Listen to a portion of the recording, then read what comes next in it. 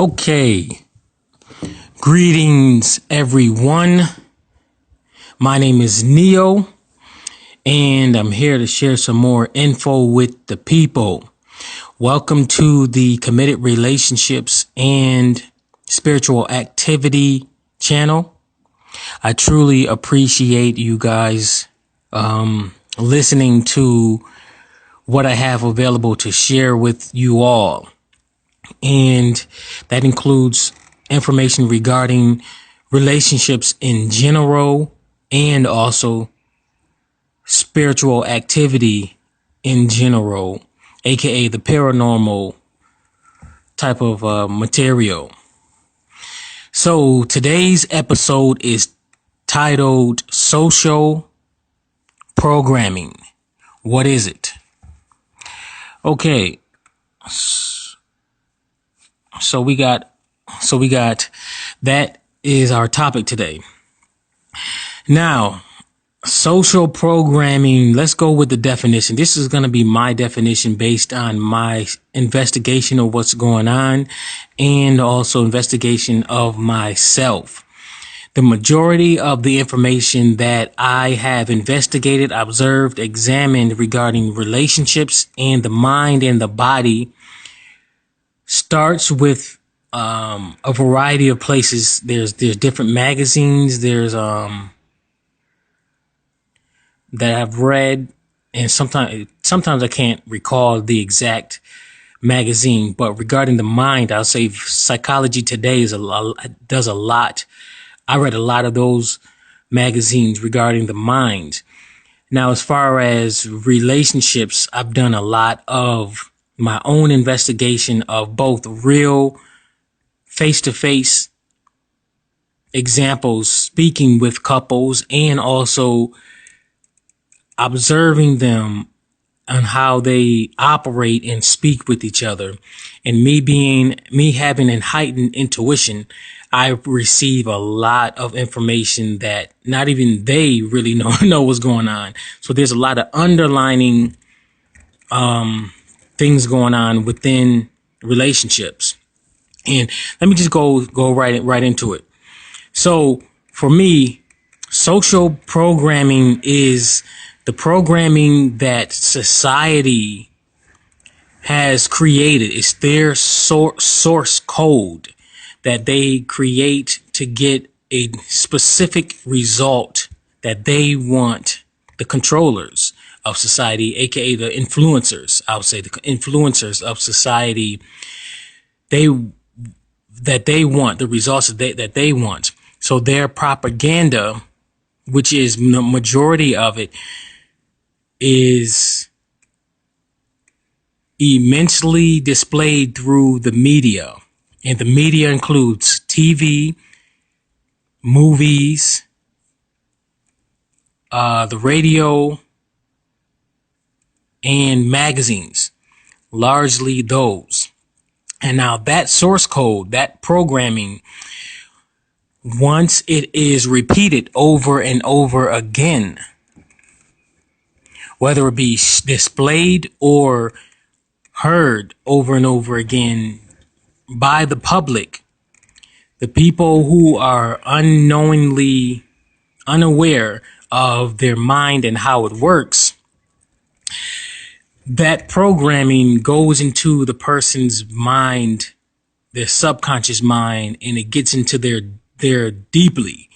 And that belief is what I call a program. So whenever you hear me say programs or programming, it involves the mind, and it means beliefs.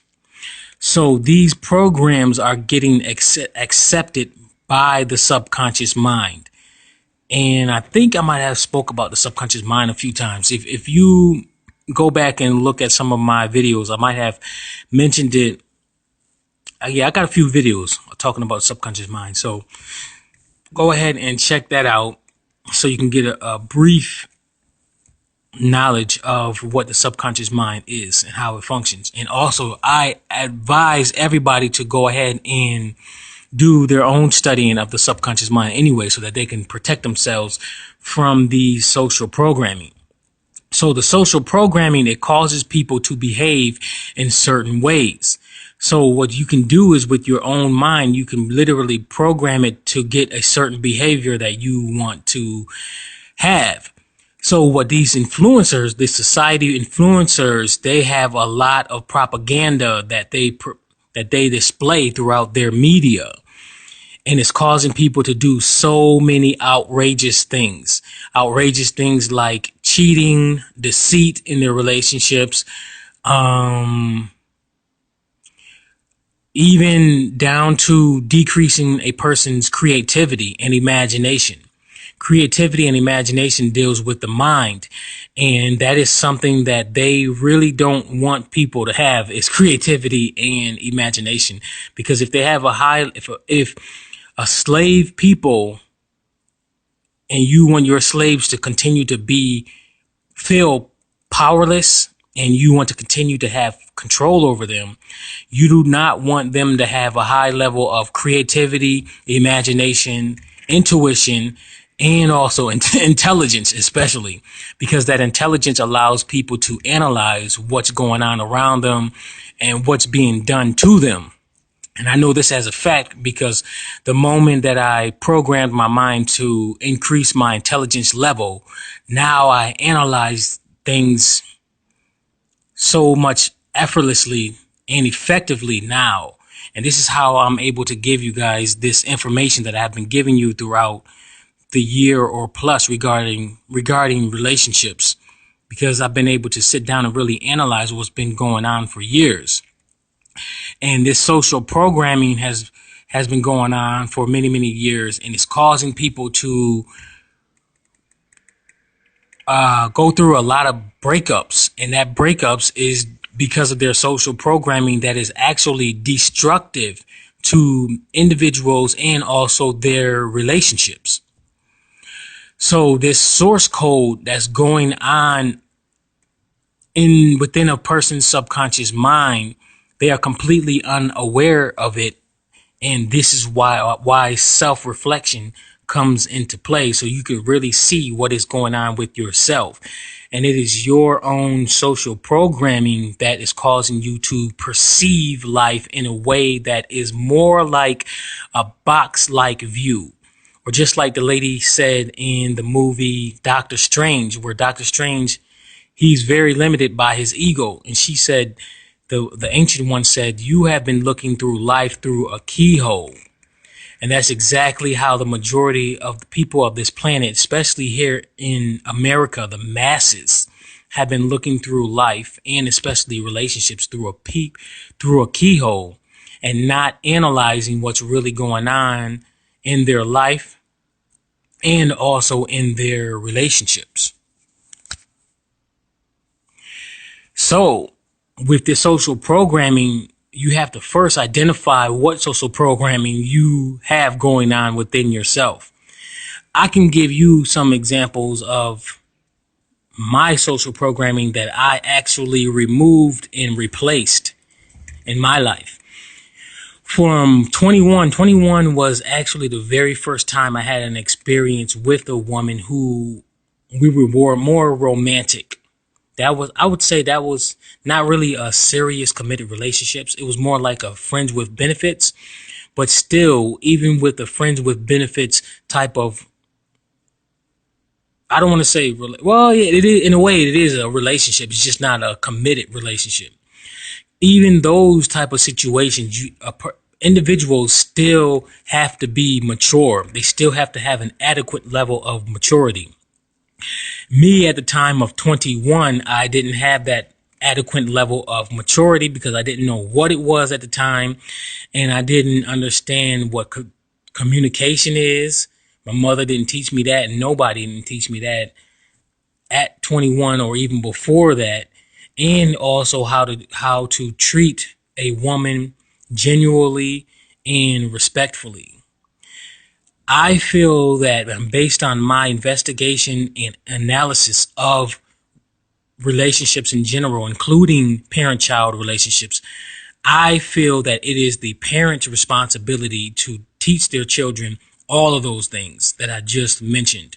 And you do it from early on to where they really can comprehend what you are saying. all the way throughout at least the age of 14, because it is possible for a 14-year-old to have a mature adult mindset. However, here in America, society influencers program people to delay the child's maturity beyond 14. So and sometimes even further than that. And sometimes not at all. And that's why there's still some 20, 30, 40, 50s, and 60-year-old people who are still behaving on a childlike level. And it's very, very sad. And this is beyond material possessions, because as I mentioned in my maturity video and my other recordings, that material possessions does not equate to mature adulthood. Material possessions is an aspect of being an adult, but it does not have anything to do with a person being actually mature psychologically, because there is a lot of wealthy people who are still psychologically young children. And I'm sure a lot of you know what I mean. I'm talking about those really rich people who are egotistical. They're caught up in their egoism, and their communication is off, and very little to no one wants to be in any type of relationship with these people. And not only the rich and wealthy, but also whoever is so-called considered an adult regarding their age. Maturity deals with the mind and the quality and the strength of it. And responsibility is one of the most basics of maturity. So with this social programming, is also limiting people from maturing to an adequate level of maturity. And it's keeping people on a childlike state, thinking. One thing it's also doing is it's making people pursue material possessions, making them assume and really believe that material possessions is going to bring them happiness, and which happiness is temporary. Joy, inner joy, is actually infinity. You can be, as long as you have that high level of inner joy, inner peace, you can have that regardless of what you have in your life and wherever you are in your life. And I know that as a fact, because I have tapped into that, and I increased that in myself with my own personal development work. And inner peace, inner wisdom, and inner joy is amazing to have, and that you have to have as a basic foundation. Then you can move on to having your own business, to having your own relationships, your own family, and all of that stuff. But the social programming keeps people on a childlike state, an immature level, and thinking that, okay, because I have a car, I have money, I have my own place. And then you got some adults who think that just because they have children that they are a mature adult, that the individual is a mature adult because they have children. No. You can see by many, many examples that because a person or a couple has children, that does not mean that the couple are actually mature. And I know that as a fact based on my own experience with my own parents. They both are psychologically children.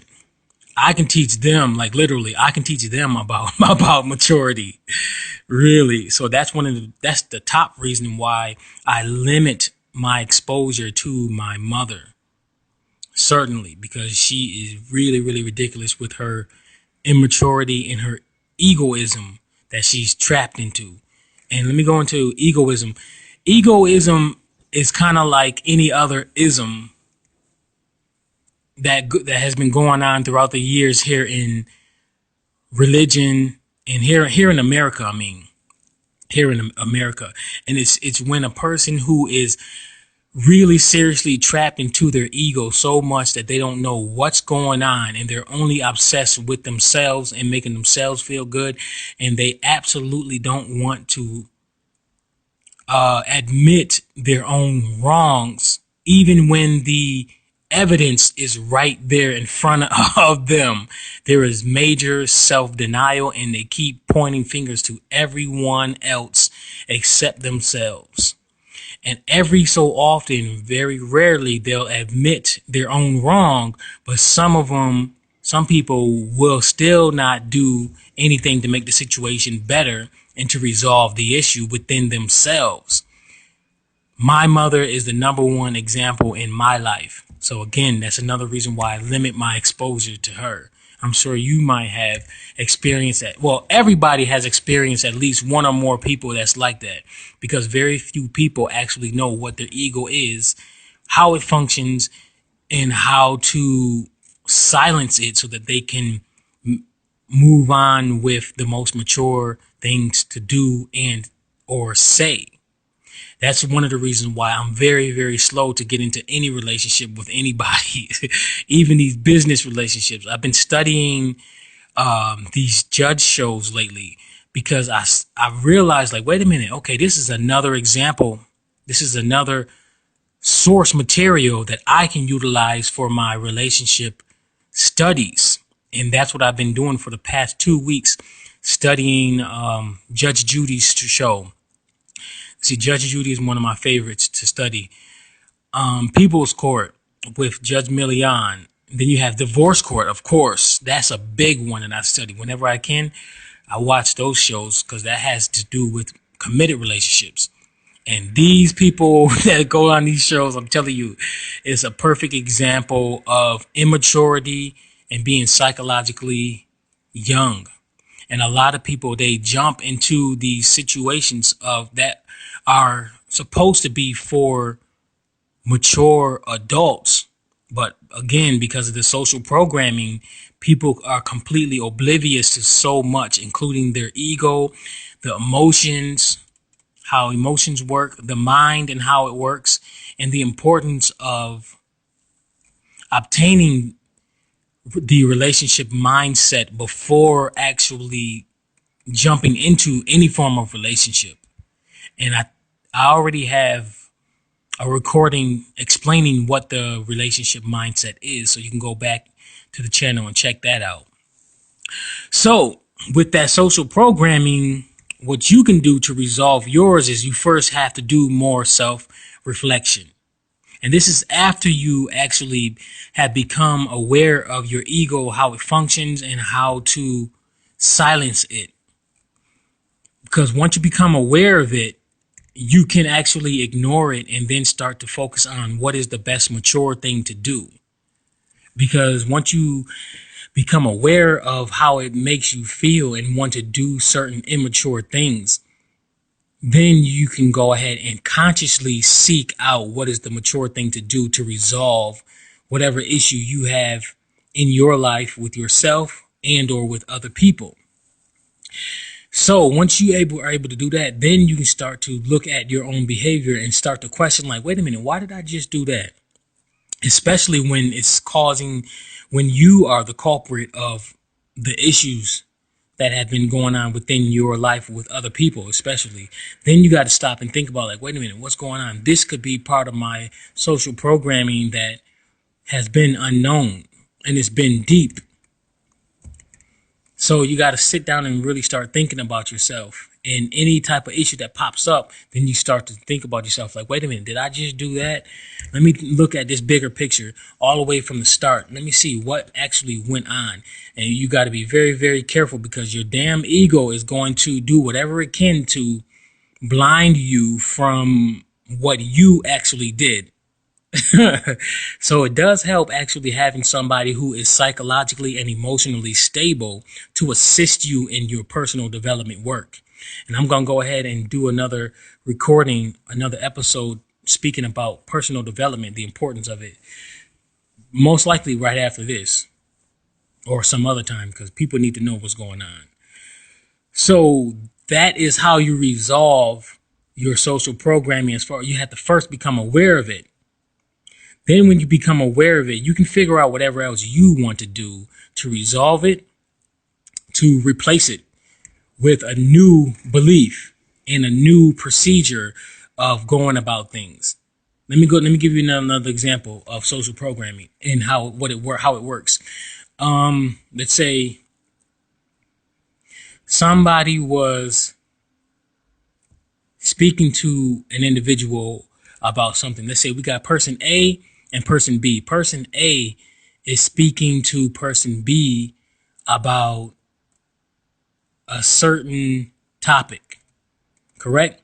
Yeah, let's just say a certain topic. We can say whatever topic that people are serious about. Let me see. The popular one is marriage. Got it. It's marriage.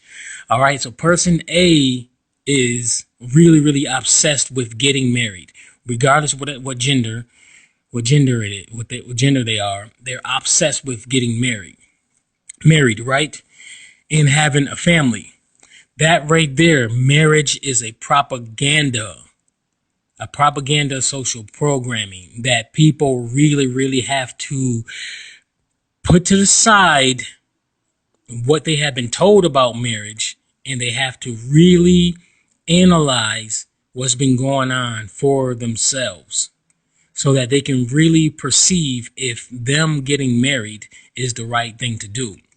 But then you have person B who doesn't want to get married at all, and they think that it's really, really stupid just to have to go and get a paper and a ring to signify that they love an individual.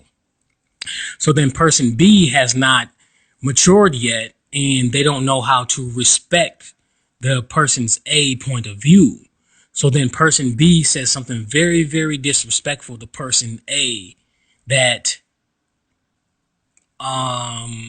person A took to heart, and it really, really bothered their ego and their social programming beliefs, their social programming, because that social programming is so deep that when there is an opposing programming / belief of that, then the person goes haywire. And they go haywire in a variety of ways instead of stopping and thinking like, wait a minute, let me see this person's viewpoint first before I go ahead and object to it, because this person actually might be right, and maybe they analyzed their viewpoint more than I analyzed my viewpoint. So see, that's another social programming. So you got to go ahead and do your own self-reflection, self-analysis, and self-development to really see what's going on within yourself, in your psychological system, aka your mind. That's what I consider the mind, a psychological system that is the most advanced computer system in the world. In the world, yes, you have access to the most advanced computer system, which is your mind, and you have to learn how to utilize it, program it, and control it so that you can have a much more successful life, and you can control your own behavior much more than you have been controlling. All right, that's that, and we are going to end this right now. And until next time, thank you very, very much for listening. I truly, truly appreciate it. My name is Neo, and if you would like to send me a message with questions and concerns, then you can do that at committedrelationships@gmail.com, or you can hit me up on Facebook with the message.